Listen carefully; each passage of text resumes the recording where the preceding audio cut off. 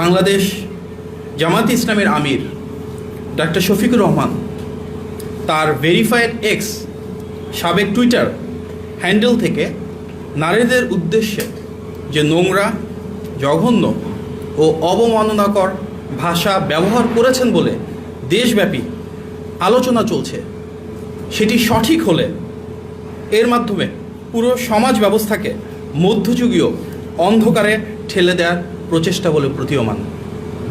তিনি তার এক্স অ্যাকাউন্টের পোস্টে গতকাল তথা 31শে জানুয়ারি বিকেল 4:37 যা লিখেছেন তার একটি অংশ অনুবাদ করলে দাঁড়ায়, আমরা বিশ্বাস করি যে যখন মহিলাদের আধুনিকতার নামে ঘর থেকে বের করা হয় তখন তারা শোষণ, নৈতিক অবক্ষয় এবং নিরাপত্তাহীনতার মুখোমুখি হয়।